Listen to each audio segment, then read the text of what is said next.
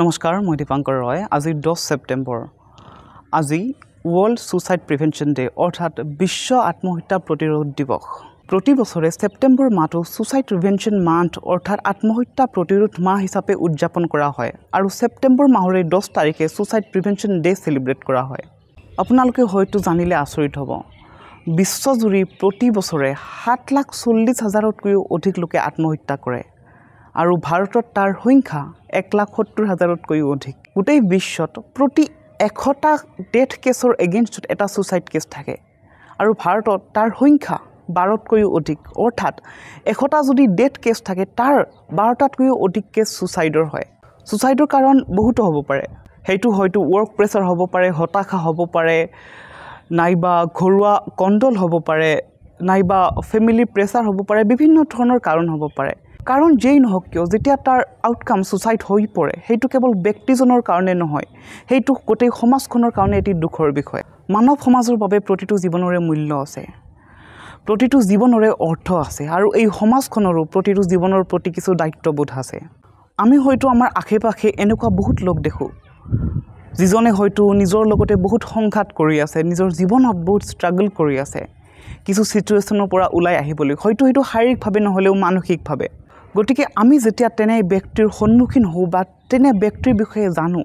তেতিয়া তেওঁক পাৰজমানে সহায় কৰিবলৈ চেষ্টা কৰিব লাগে আৰু তেখেতৰ সেই সিচুৱেচনৰ পৰা ওলাই আনিবলৈ চেষ্টা কৰিব লাগে আপোনাৰ এখাৰী কথা আপোনাৰ এখাৰী মোটিভেশন আৰু আপোনাৰ এখন সহায়ৰ হাতে এজন ব্যক্তিৰ মৃত্যুৰ মুখৰ পৰা বচাই আনিব পাৰে আপুনি হয়তো কেতিয়াবা নাভাবিবও পাৰে কিন্তু নভবাকৈ যেতিয়া কাৰোবাক সুধে আপুনি কেনে আছে ভালে আছেনে সেই ব্যক্তিজনৰ কাৰণে সেইটোৱে বহুত এটা ডাঙৰ বিষয় হৈ পৰিব পাৰে আৰু সেই কথাখাৰিয়ে এটি আশাৰ কিৰণ হৈ দেখা দিব পাৰে গতিকে আপোনাৰ মোৰ আমাৰ সকলোৰে মানুহৰ জীৱন বচোৱাৰ প্ৰতি আত্মহত্যা প্ৰতিৰোধৰ প্ৰতি এটি গভীৰ দায়িত্ববোধ আছে এই সুইসাইড প্ৰিভেনশনৰ ওপৰত লক্ষ্য ৰাখি আজি সন্ধিয়া আমাৰ কলেজত এখন সভা আহ্বান কৰা হৈছে তাত এইটো বিষয়ে বিতংভাৱে আলোচনা কৰা হ'ব আৰু সুইসাইড প্ৰিভেনশনৰ ওপৰত ভিত্তি কৰি ৰচনা প্ৰতিযোগিতা স্লোগান প্ৰতিযোগিতা আৰু চিত্ৰাঙ্কন প্ৰতিযোগিতা কৰা হৈছিল মই চিত্ৰাঙ্কন প্ৰতিযোগিতাত ভাগ লৈছো নাজানো ফলাফল কি হয় সন্ধিয়াহে গম পাম গতিকে সভাতনো কি হয় আৰু কেনেদৰে এনাউন্সমেন্ট কৰা হয় সেইখিনি মই ইয়াৰ পিছত দেখাই আছো এখনি খুব সুন্দৰ আৰু চিন্তাবৰ্ধক সভা আয়োজিত কৰা হয়